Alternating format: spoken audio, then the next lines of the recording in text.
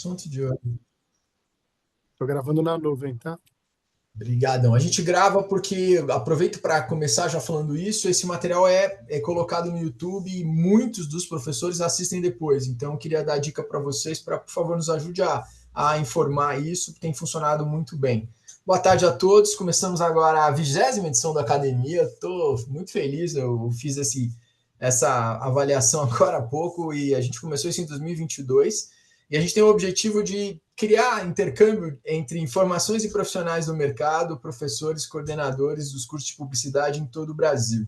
Esse é um projeto que foi idealizado pelo Silvio, nosso ex-presidente, e que surgiu com o intuito de aproximar cada vez mais o mercado da academia e, principalmente, no começo, ali, trabalhar um pouco sobre esse profissional que a gente quer formar, que acho que é a grande questão.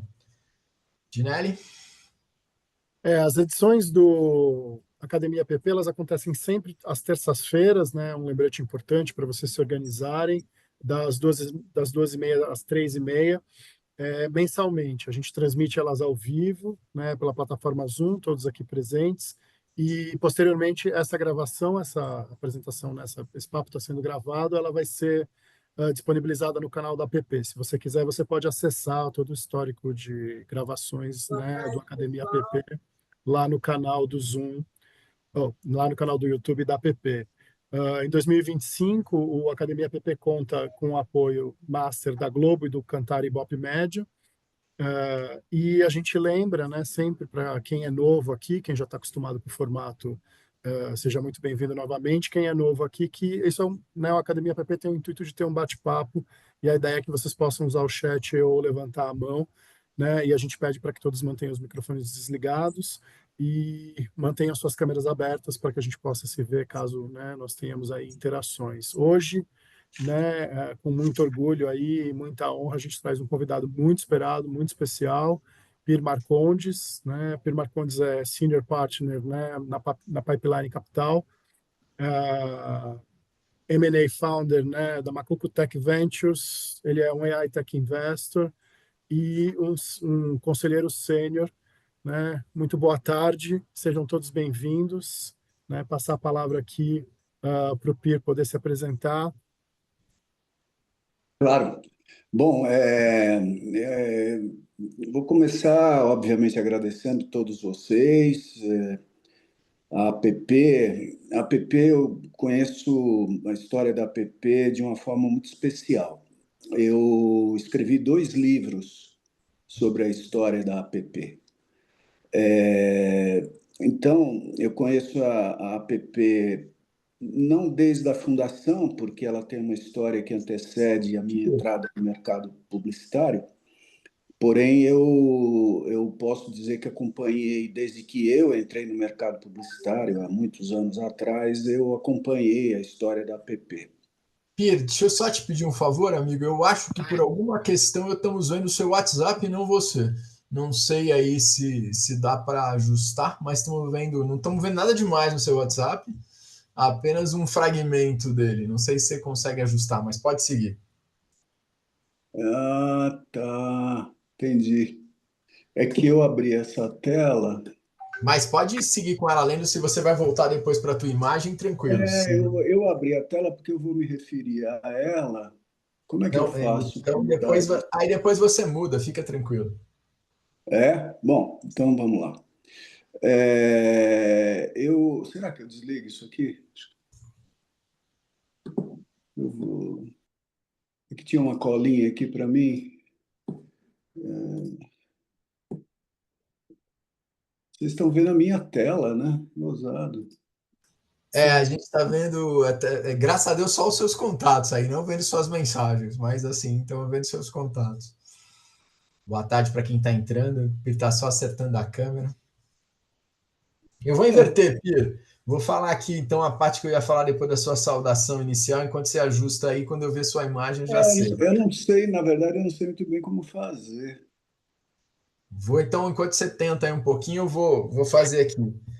O tema de hoje, para quem não foi impactado por ele, é o professor sabe mais e melhor que o ChatGPT. Essa é a provocação que o Pi faz. E vou só complementar o que o Dinelli colocou.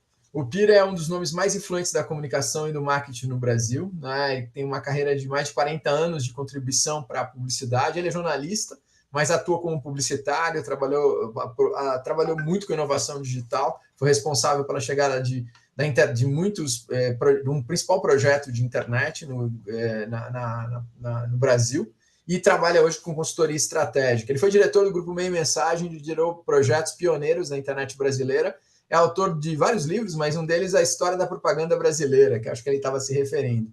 Atualmente é sócio da Pipeline Capital Tech, como o Ginelli já falou, e ele é especialista em fusões, aquisições em setor de tecnologia. Uma coisa que me chamou a atenção para essa conversa com ele é que ele investe em uma empresa que trabalha para capacitar esse tipo de comunicação.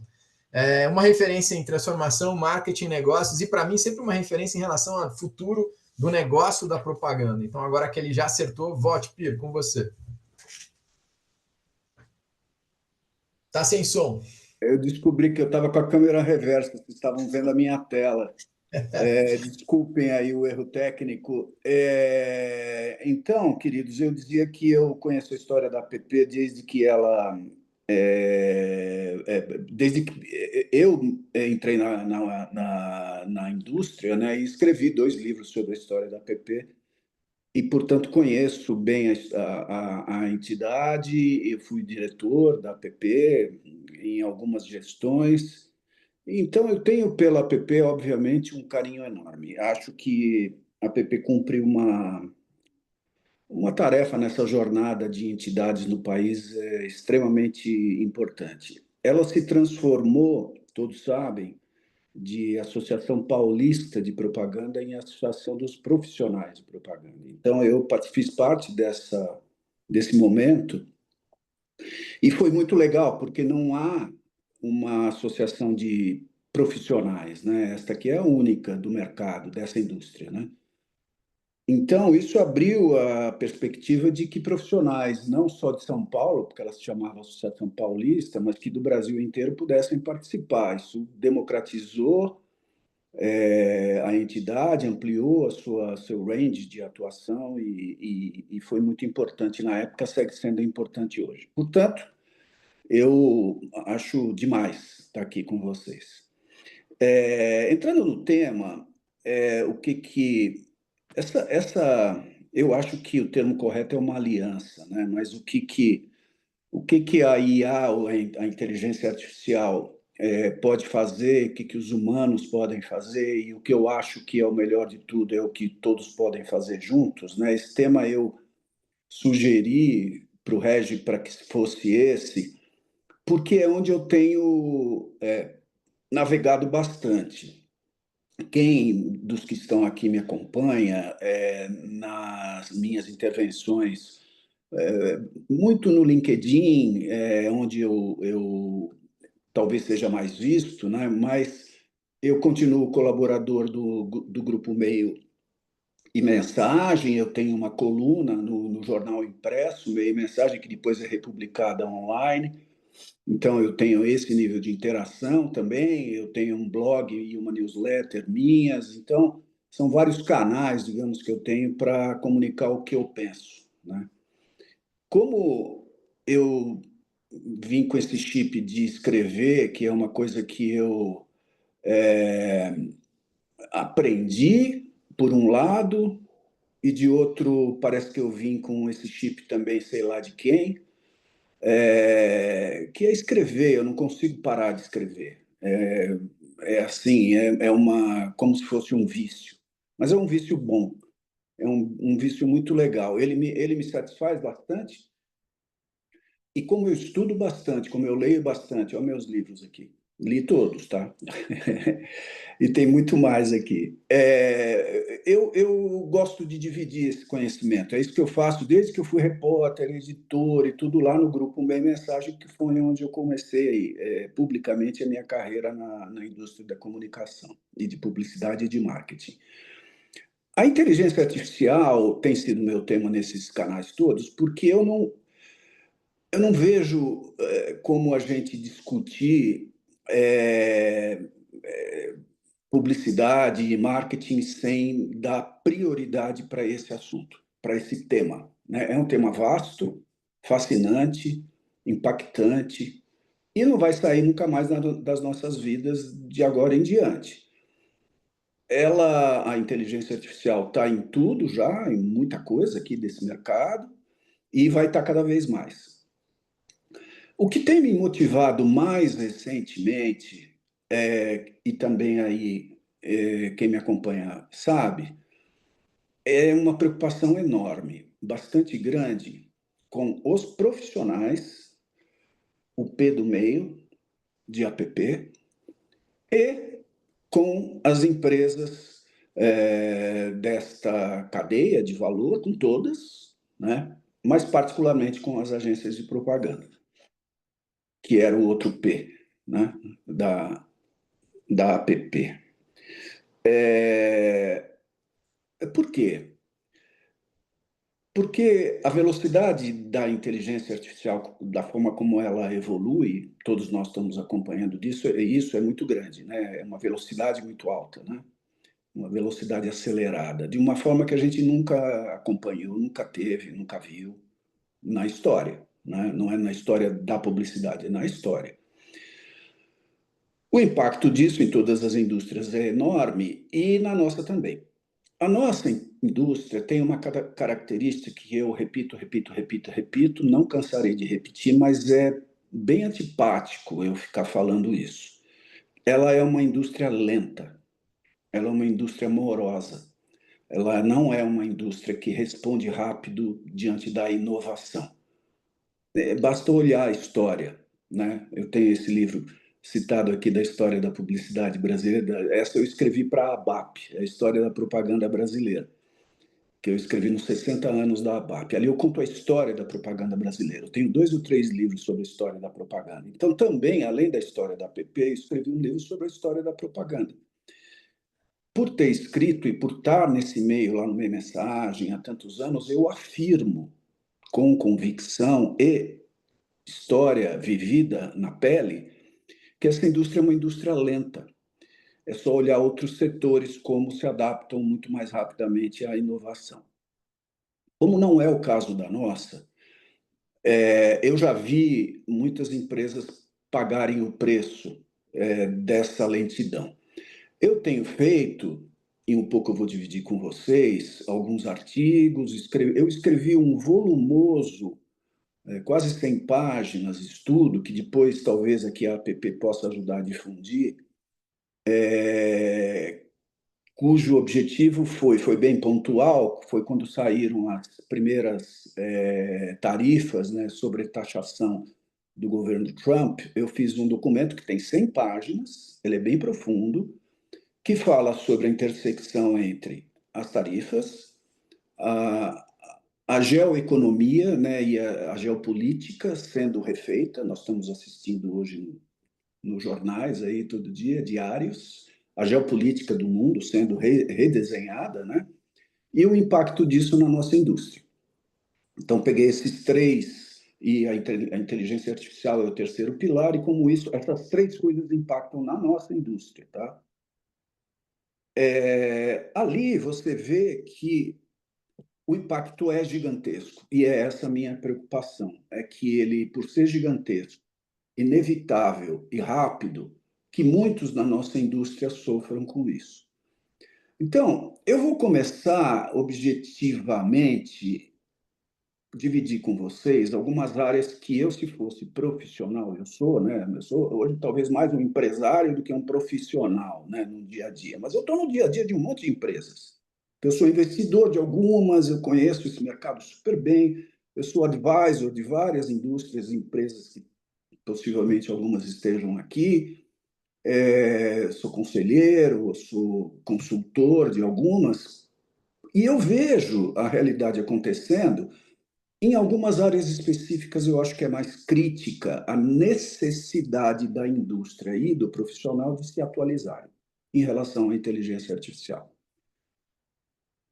Uma delas é exatamente ter alguma proficiência, algum conhecimento sobre o que seja inteligência artificial.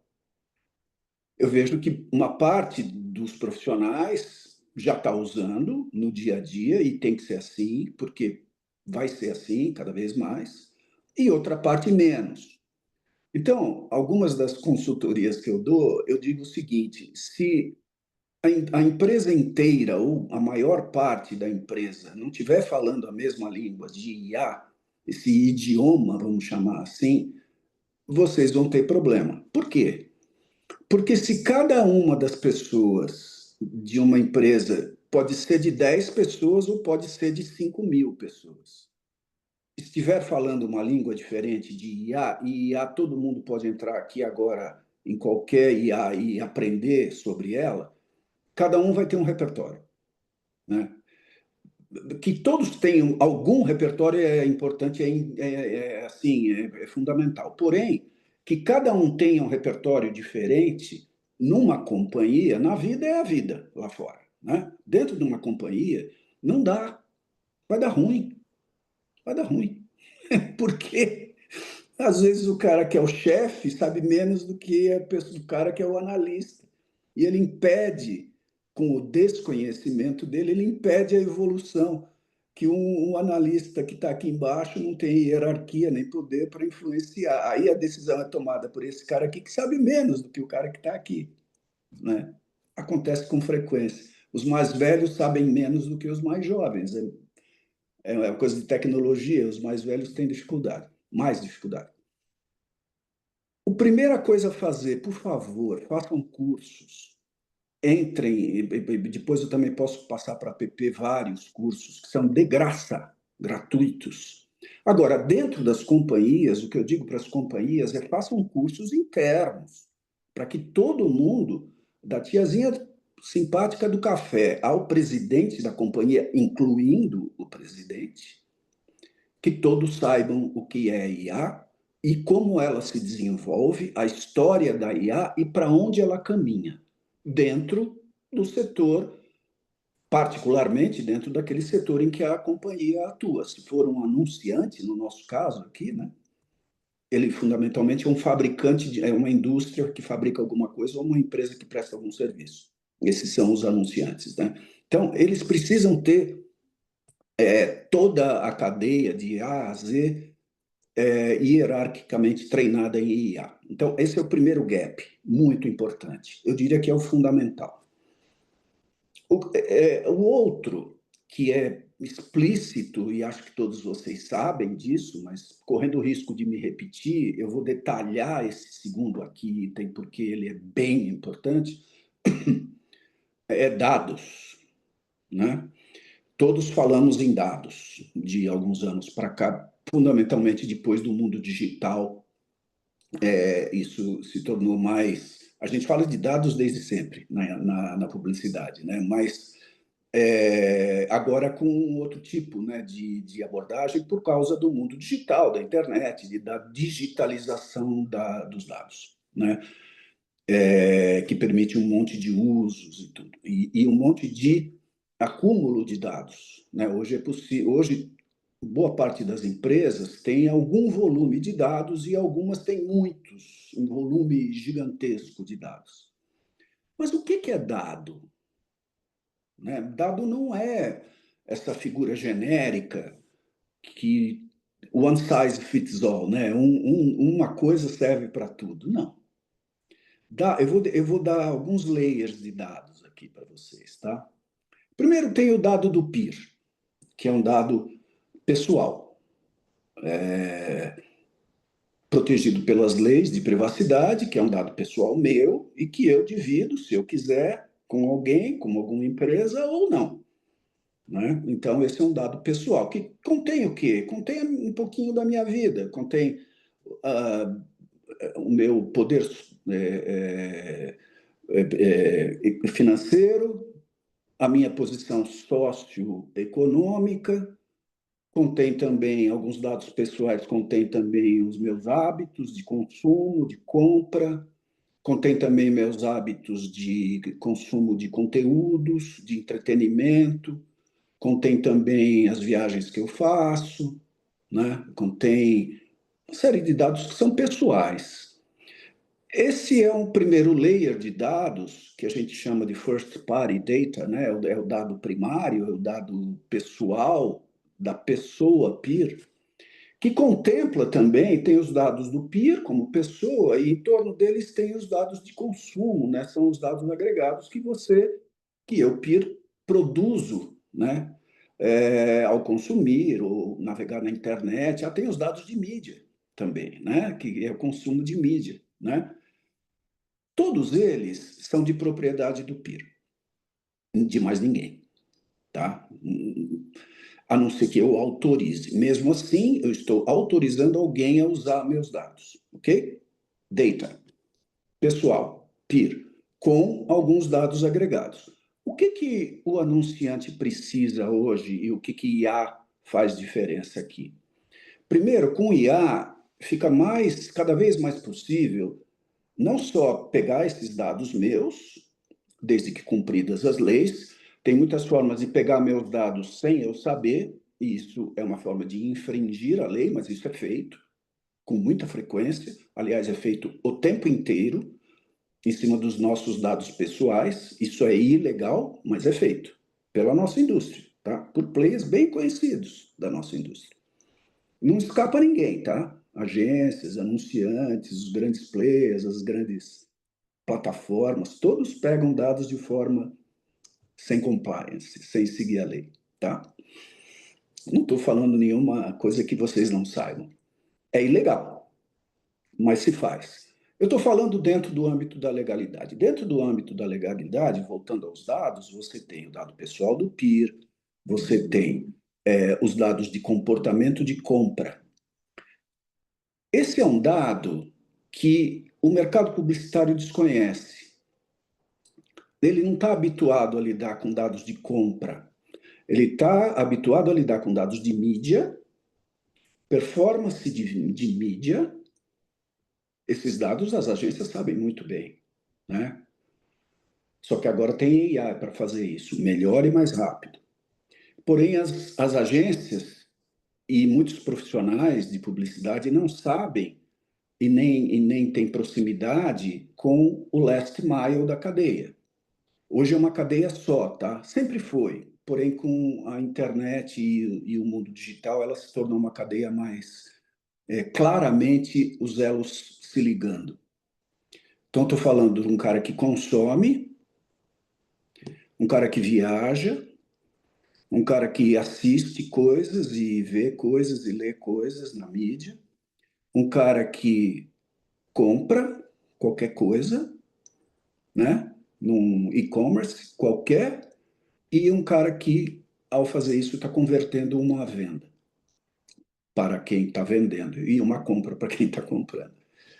Tudo isso é uma cadeia só. O mercado publicitário tem dificuldade de enxergar essa cadeia como um todo, costuma dividir em silos. Dentro das agências ainda é assim, né?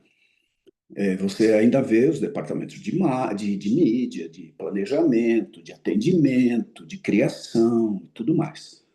É assim que as agências se estruturam. Essa é uma forma antiga de estruturar para atender uma cadeia complexa como essa, cada vez mais dinâmica, cada vez mais com inteligência artificial. Isso tudo se juntando inevitavelmente, não vai depender da agência querer ou não querer, ou da agência estar ou não estar divididinha naqueles silos antigos, né? São antigos, tá? É uma forma de dividir corporativa, de enxergar a administração de empresa muito antiga, muito antiga. Mas as agências são assim, inclusive as grandes, continuam sendo assim, no mundo inteiro, não é só no Brasil, não. Isso aí não vai dar certo, né? Vai dar ruim, porque essa cadeia precisa ser uma só, precisa ser entendida como uma só. Como eu estou falando aqui para profissionais, é muito importante que vocês tenham essa visão do todo da cadeia. Quanto mais cada um de vocês, tiver uma visão mais holística, melhor para a profissão de vocês. Porque as especialidades continuarão existindo. Claro, alguém sabe fazer melhor alguma coisa do que outro, ok? Isso vai continuar existindo. Isso vai te diferenciar como profissional em alguma disciplina especial que seja melhor do que os outros. Porém, você não pode mais se dar ao luxo de conhecer todo o resto da cadeia. Quer dizer, você pode não querer conhecer, mas não vai ser bom para você, profissional. Vai ser ruim. Porque cada vez mais o conhecimento generalista vai ser importante. Generalista não é uma forma diminutiva de conhecimento. Ao contrário, se você é generalista, você sabe mais. Saber mais nunca foi pecado, tá?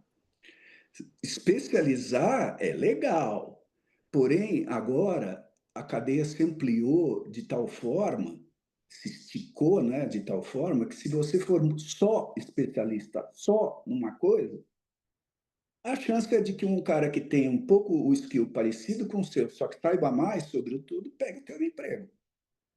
Eu, se fosse empregador, eu preferia um cara que conheça do todo, com uma especialidade, do que o cara que só tem uma especialidade e não sabe mais nada sobre o resto.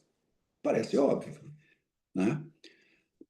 Vocês profissionais, se estivessem na posição de um empregador, prefeririam um cara mais generalista. De novo, generalista não é um adjetivo que denota qualquer tipo de incapacidade, né? Ao contrário. Seguindo ainda nos dados e nessa cadeia aí de informação, você tem hoje a possibilidade de prever comportamentos e dados, né? Dados preditivos. O que é dado preditivo? É o dado que hoje com inteligência artificial você pode expandir, né? O PIR foi viajar para algum lugar, comprou alguma coisa, então ele não vai viajar amanhã de novo, nem a família dele. Então, para que mandar viagem para ele no dia seguinte que ele voltou de uma? Não faz o menor sentido. Mas pode fazer sentido para ele um financiamento, porque o cara se endividou na viagem, o cartão de crédito explodiu, o que ele precisa? Ele precisa de financiamento, né? Então, e tantas outras coisas. Então, é possível prever essa demanda hoje, de uma forma como nunca foi possível. Estou continuando, e tudo isso é dados, tá? Eu estou falando só de dados. Dá para falar de 10 temas, nós não vamos ter tempo para abordar 10 temas aqui. Eu vou abordar 2 ou 3 principais para dar oportunidade para as pessoas falarem. Então, a preditibilidade, ela se tornou um dado da planilha. Você pode prever o que as pessoas vão fazer. As agências de propaganda deviam ter cada vez mais, algumas já têm, estão ficando proficientes nisso, né? Essa coisa da previsibilidade e preditibilidade, que não é só de mídia, tá? Estou falando de comportamento e de consumo. E acompanhar toda a cadeia até o resultado final e se remunerar por isso. As agências não se remuneram por uma venda que seja feita, que tenha sido gerada por ela. Ela não se remunera hoje por isso, deveria. Se ela ajudou na cadeia inteira e um sabonete foi vendido lá na ponta da gôndola, no supermercado, ela ajudou nisso, ela tinha que ter, né, a sua forma de compensação. Existem formas de se fazer isso, tá? É complexo, mas é possível. Muito bem. Aí eu vou, dados daria para ir mais adiante, mas é talvez a parte mais chata, mas ela é muito importante. Os anunciantes hoje vivem, me pedem, né? Sabe o que é importante para o anunciante? Eu vou revelar para vocês. Ele tem muito dado, mas ele não sabe o que fazer com os dados. Não sabe. Ou faz mal. Porque é muita coisa. Muita.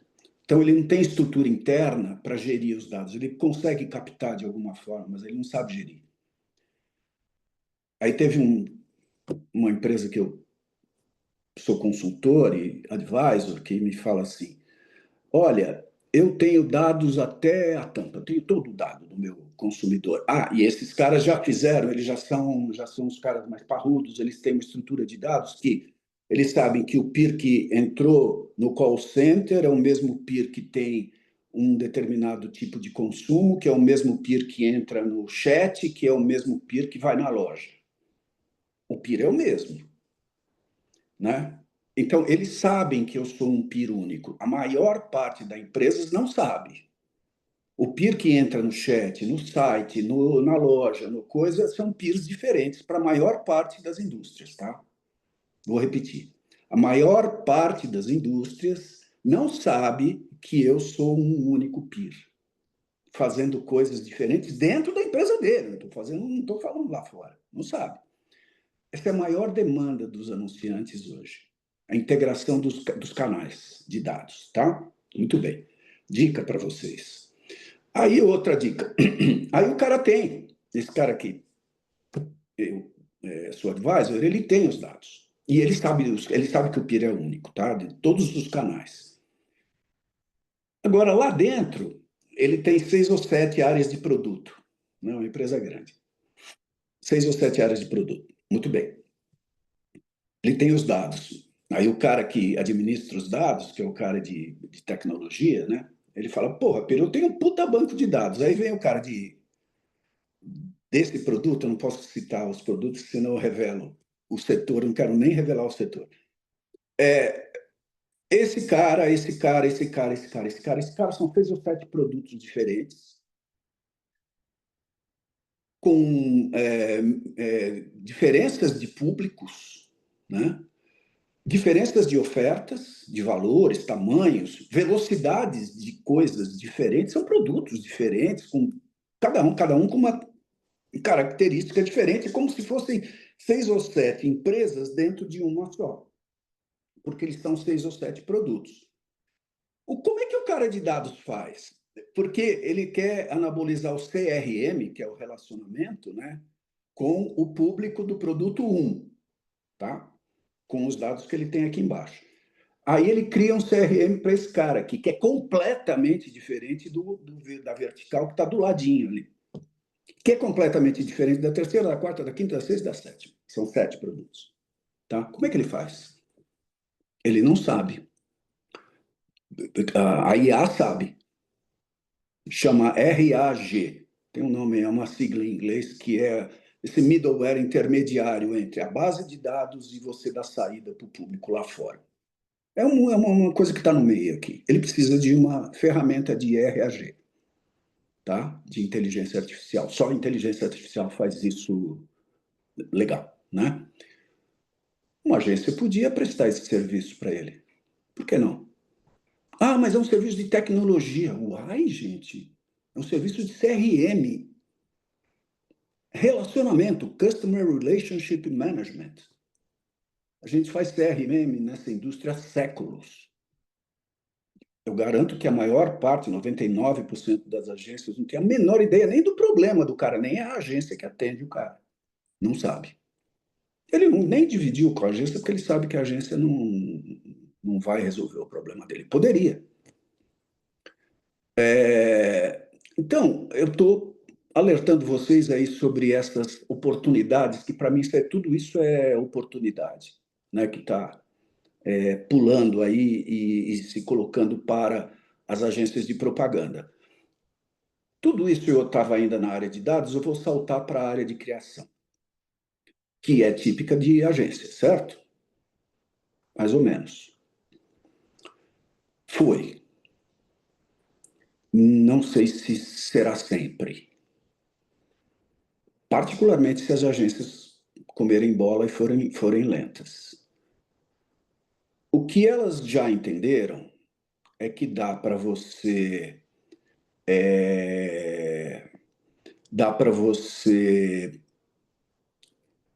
multiplicar peças, né? Então, esses chamados criativos dinâmicos, que a inteligência artificial faz de uma velocidade, de uma forma que não dá para nenhum humano fazer, isso é uma forma de criação. Ah, não, isso é produção. Não, não é produção. Isso é criação com uma saída de produção.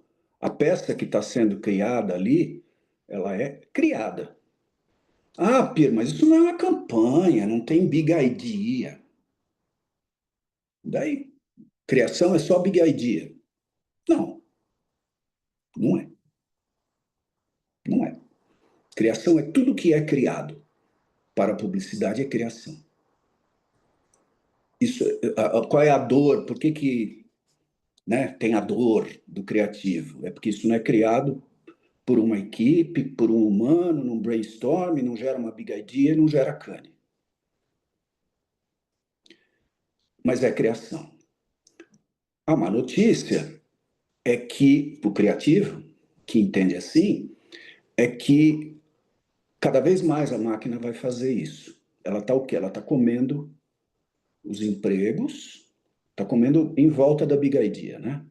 Ela primeiro vai começar a comer em volta da big idea. Ela vai chegar na big idea também. Então, hoje, as agências acham que IA é o que elas mais acham, de um modo geral, é multiplicação de peça.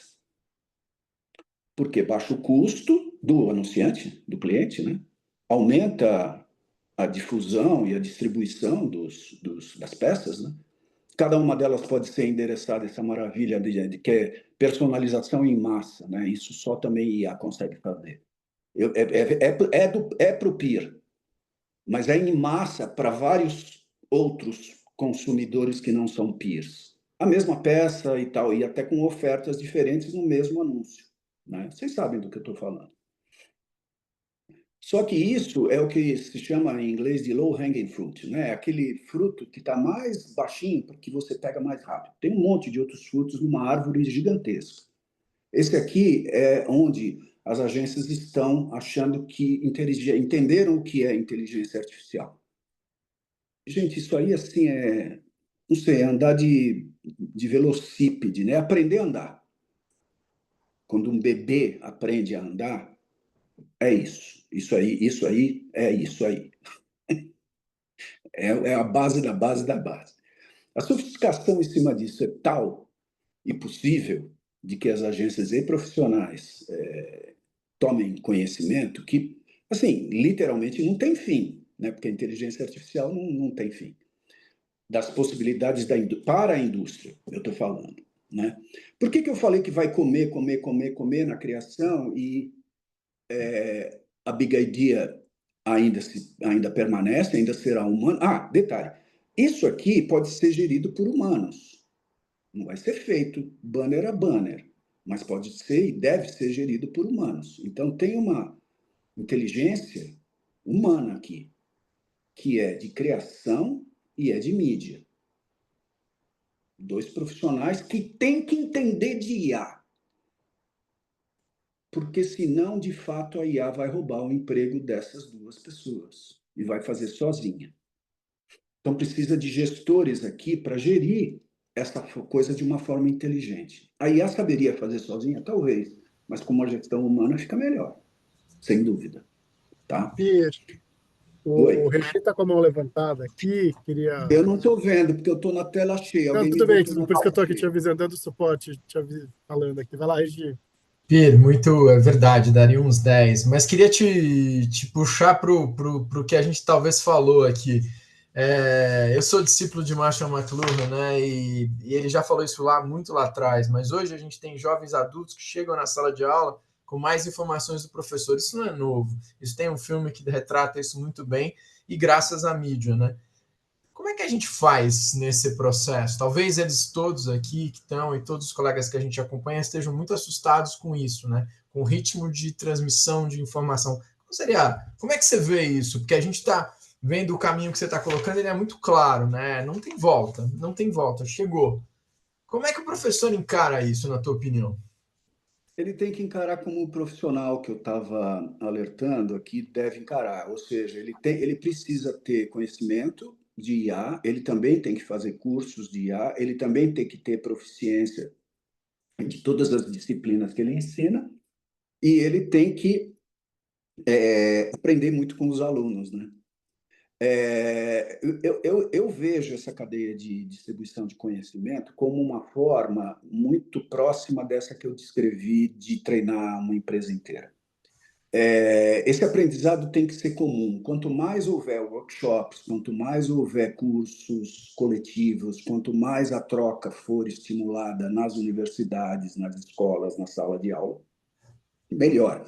Porque, sim, muitos alunos vão saber mais que o professor. Não é crime, né? Ele continuará sendo um educador, um pedagogo cujo conhecimento técnico de ensino será sempre aquele que ele detém mais conhecimento sobre isso, que ele precisa agora se adaptar a essa nova realidade. Então, a nova realidade pede que o professor, a direção das escolas, o Eric Messa está aqui e ele sabe disso tanto quanto eu, precisa democratizar esse conteúdo, né?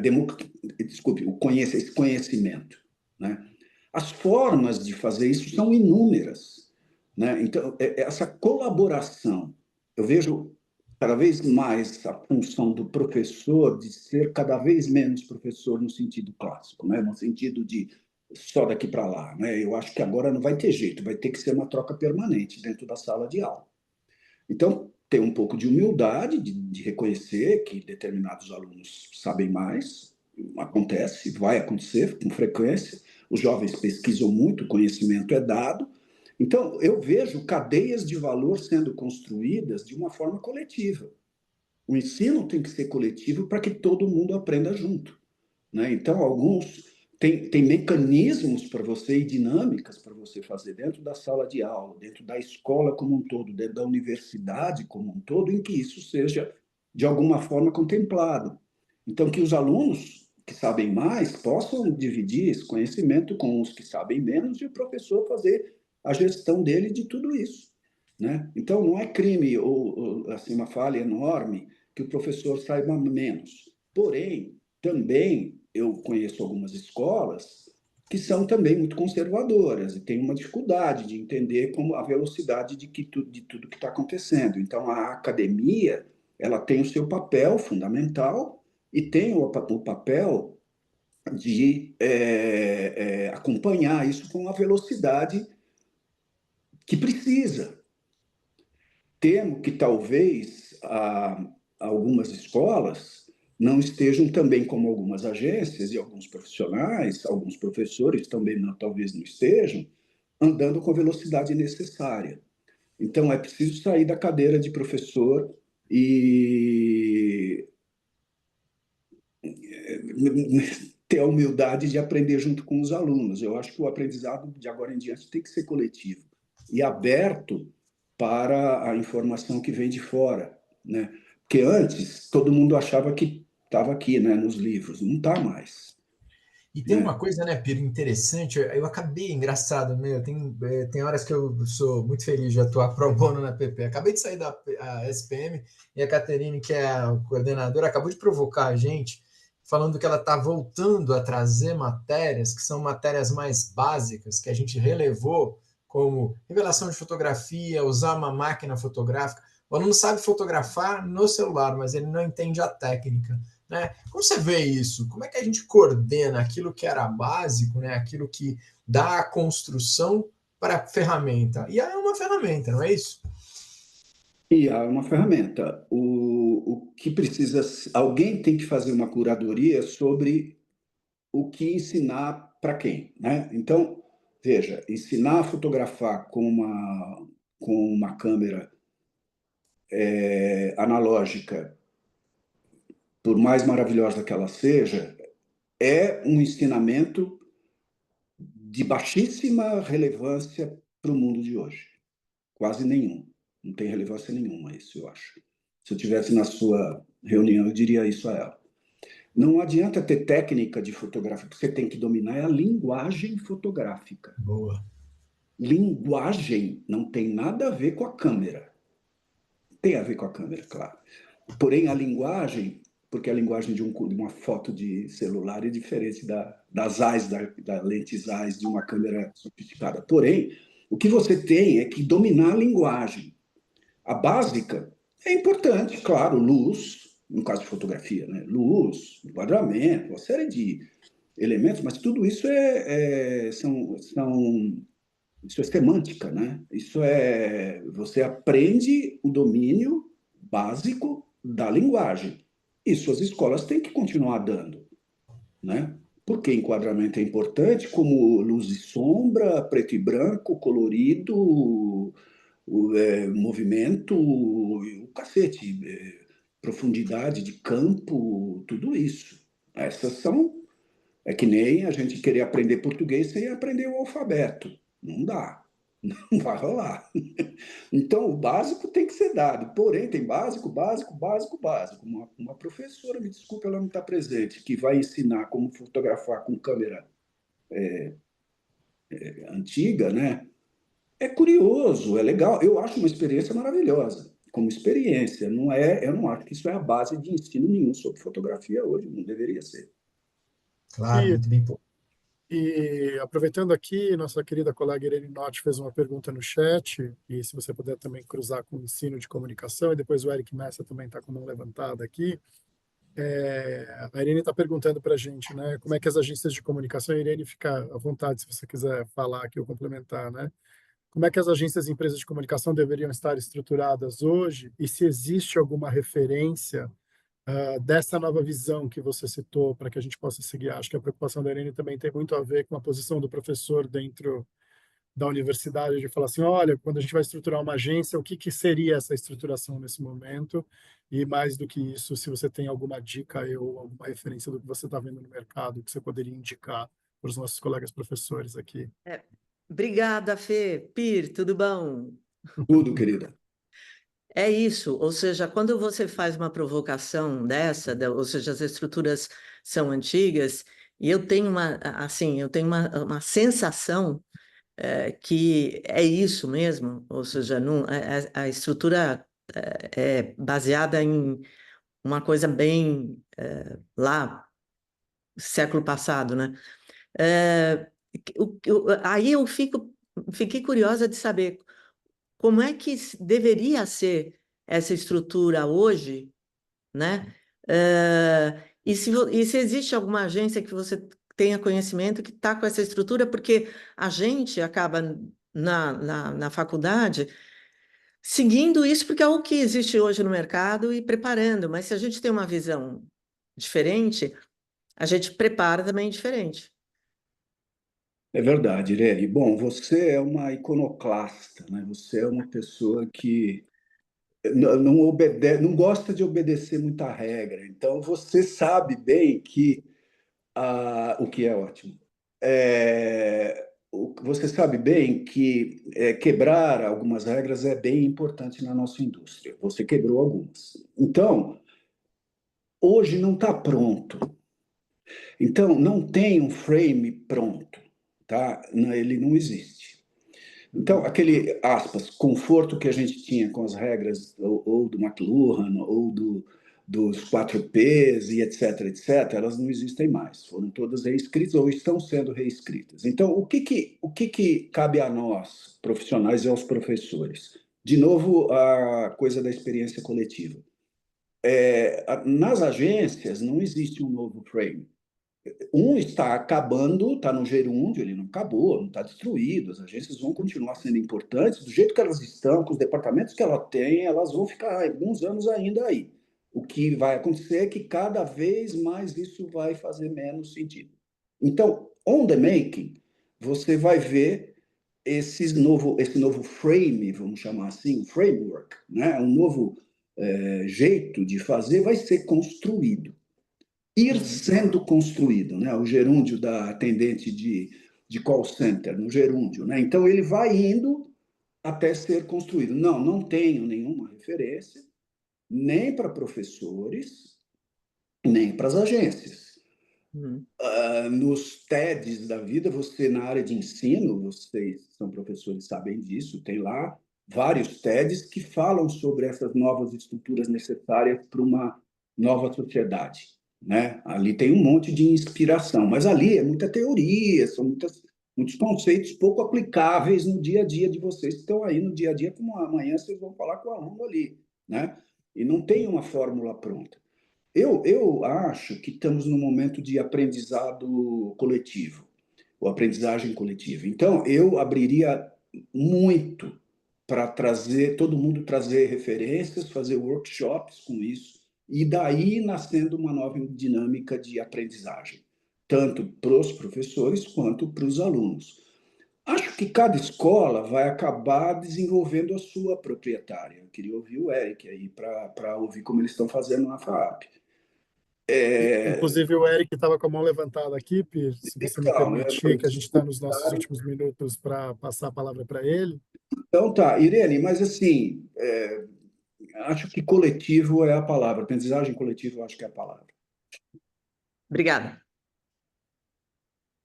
Oi, gente, vocês me ouvem? Tá, meu áudio está saindo? Sim, estamos ouvindo. Legal, obrigado, Piri. Boas palavras as suas, ótima reflexão.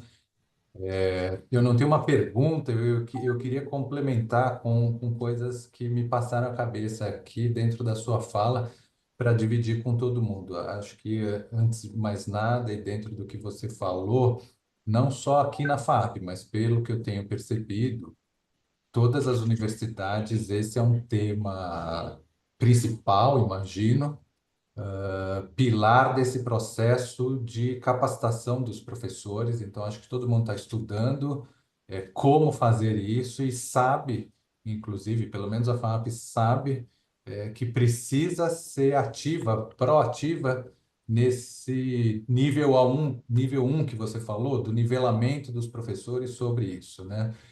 E alguém escreveu aqui no chat que em outros lugares isso está acontecendo também, aquelas palestras de início do ano com os professores, o tema sempre passa por aí, é uma questão importante.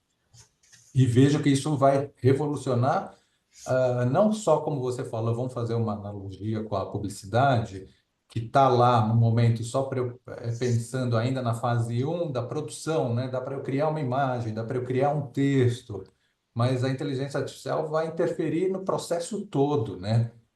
Aquela história, sei lá, a jornada do consumidor, a gente vai poder construir usando IA como ferramenta para entender essa jornada. Os dados, como você estava falando, vai dar para a gente aproveitar de uma forma melhor, tendo ferramentas de inteligência artificial para tratar esses dados, interpretar esses dados. E na educação, a mesma coisa, o processo de educação, muito ainda baseado em sala de aula, que seja online, vai mudar muito com inteligência artificial, né?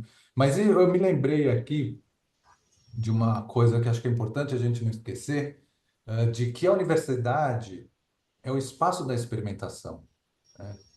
A gente fala isso para os alunos do último ano, né? O TCC é o lugar onde você pode arriscar, experimentar, porque quando você estiver no mercado, vai ter as delimitações, que, né, a mais simples de pensar, né, o dono da empresa não quer azul, e aí, então, pode fazer qualquer coisa menos azul. E na universidade não vai ter essa limitação, né? Então, faça um TCC, né, seguindo lá as regras da formatação, o resto, a criatividade, você vai poder usar.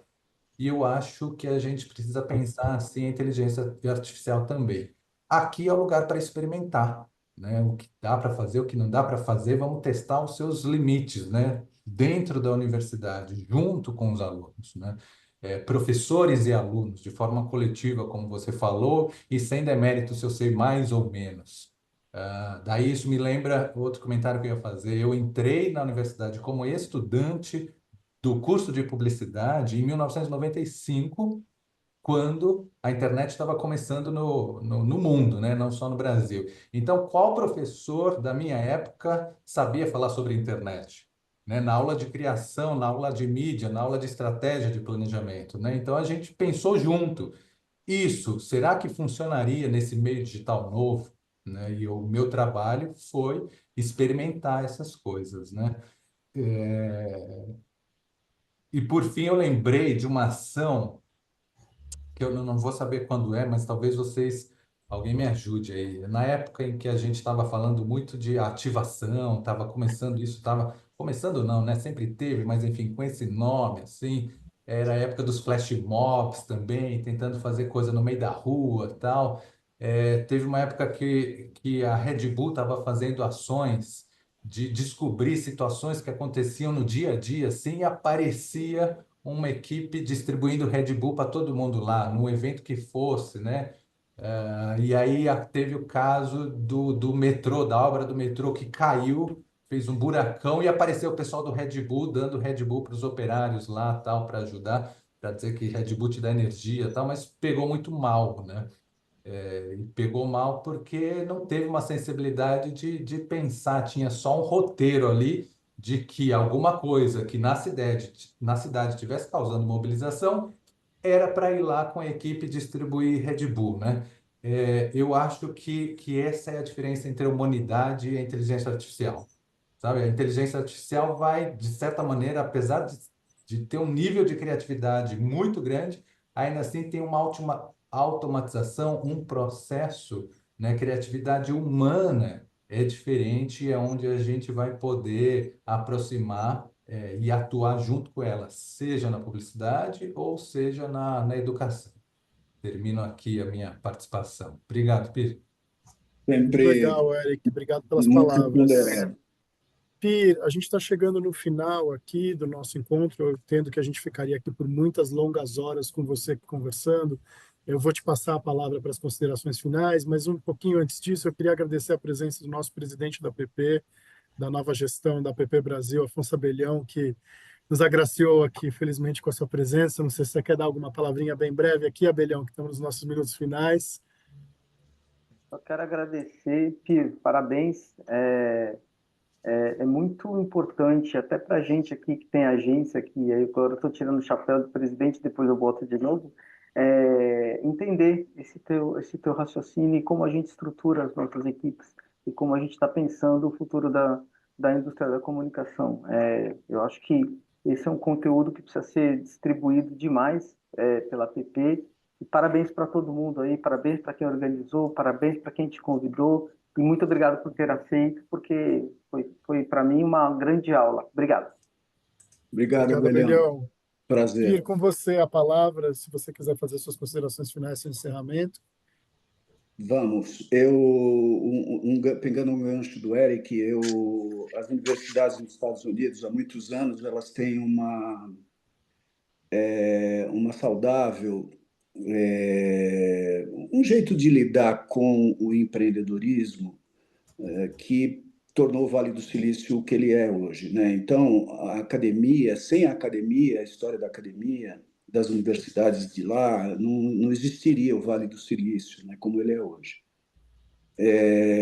O que eu quero dizer aqui? Se as escolas, universidades começarem a fomentar nos alunos a ideia de criar startups e tal, e que os TCCs, por exemplo, usando o exemplo do Eric, né, eles fossem com o conceito de criar uma startup para determinado fim, para além de uma boa ideia, de uma grande sacada, e com ousadia sempre, tem que ser mesmo, é a hora de experimentar, que viesse junto um modelo de negócio, né? Como é que isso vai dar certo na prática, né? Então, acho que esse é um layer que as universidades podiam estimular, sim, quer dizer, além do aprendizado, conhecimento, que elas estimulassem que o aluno tivesse esse espírito empreendedor que tem as startups, né? Nos Estados Unidos eles fazem isso muito bem.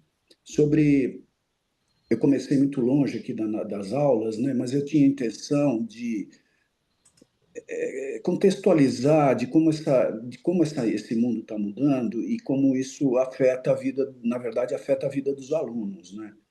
É esse mundo lá fora que eles vão enfrentar. Como as escolas brasileiras, as universidades e todas, pelo menos as que eu conheço e que certamente estão aqui, elas acabam formando muito para essa indústria de comunicação e marketing.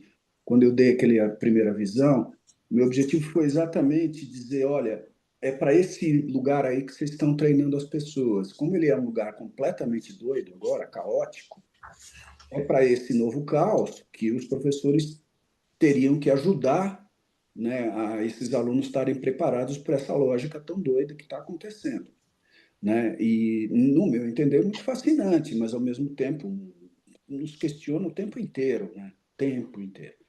Acho que a função da escola, das escolas e dos professores é vital. Eu admiro, quero terminar concluindo com assim um agradecimento enorme, enorme a vocês todos, professores, porque sem vocês a gente estaria muito ferrado, mas muito ferrado. Tem os desafios, tem as coisas que são dadas, que independem da gente, mas sem uma formação e sem educadores, e sem as escolas, e sem vocês, a gente estava muito, mas muito ferrado.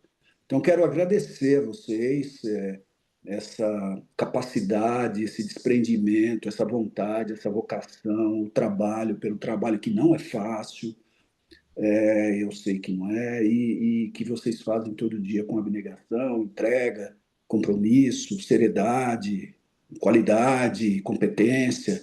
E vocês são demais, todos vocês. Não assisti aula, talvez, do Eric já assisti, mas de nenhum de vocês aqui, mas é uma questão de respeito. Acho que vocês merecem. É um respeito sem fim, porque sem escola, sem universidade, sem academia, a gente está muito ferrado, não preciso dizer o óbvio, mas estou dizendo para tirar meu chapéu e agradecer a vocês de fazerem o que fazem. E sensacional. Queria muito, muito, muito agradecer em nome da APP as suas palavras aqui, em nome de todos os professores e colegas e coordenadores de curso que estão aqui presentes, representando aí todas as faculdades de Publicidade, Propaganda e Curso de Publicidade, Propaganda e Marketing no Brasil, por essas suas considerações finais e pela sua presença. Queria falar para todo mundo aqui que essa nossa aula que a gente teve com o Pedro Marcondes, ela fica gravada, né, novamente lá no nosso YouTube, então em breve ela vai estar disponível. O nosso próximo Academia APP, ele acontece agora em junho. A gente vai ter conosco o Marcos Nakagawa, que é doutor em sustentabilidade pela USP, autor premiado, né, recebeu um prêmio Jabuti, ele é um TEDx speaker e um palestrante conhecido aí de sustentabilidade, ESG, também professor, né, publicitário formado ali pela SPM. Em breve essa edição vai estar disponível, né, como eu disse, no app no YouTube, né, no canal do YouTube da APP.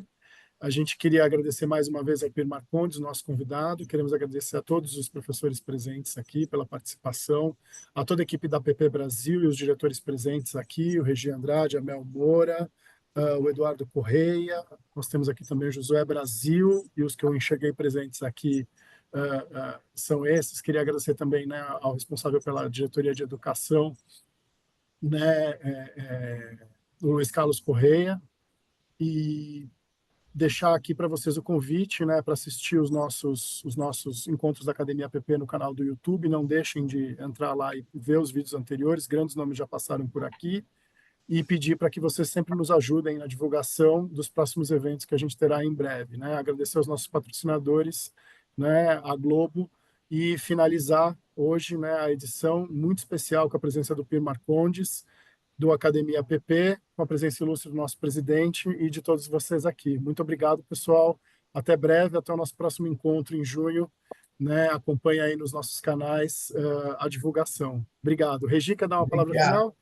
Não, obrigado, Pierre. Obrigado pelo teu tempo. Pena que é 1 horinha, né? Passou rápido. Acho que todo mundo vai ficar com vontade de continuar conversando, mas obrigado pela provocação. Você é uma referência para nós. Obrigadão.